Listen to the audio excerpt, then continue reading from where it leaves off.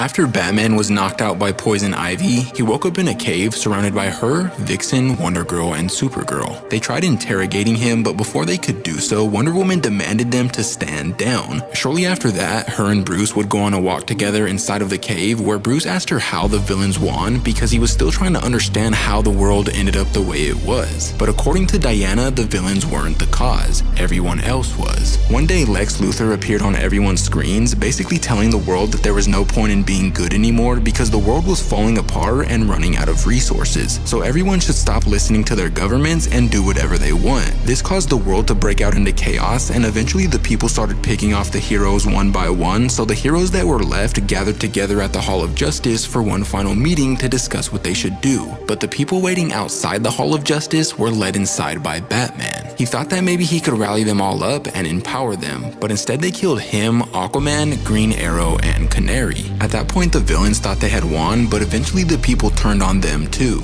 And then, rising from the chaos in Gotham City was a new villain named Omega, the worst of them all, managing to defeat Darkseid and all the other villains that remained, and after that he took over the East Coast with the anti-life equation. So Wonder Woman and all the survivors moved underground, and Alfred activated the machine Bruce created that would bring a new Bruce Wayne to life every generation, meaning that this wasn't the original Bruce Wayne, it was a clone. Diana then revealed that she kept Bruce's suit, and after giving it to him, she asked him to come with her and the other survivors to the underworld because she made a deal with Hades and he agreed to open up a realm for them there. But Bruce thought she was crazy, stating that they needed to fight Omega and take the world back. But Diana had already given up on the world, so the next morning after equipping his batsuit, Bruce grabbed the Joker's head and took off to try and find Clark because there was a rumor that he was still alive. But sadly, that's when this issue comes to an end, but if you want to see what happens next, let me know in the comments down below.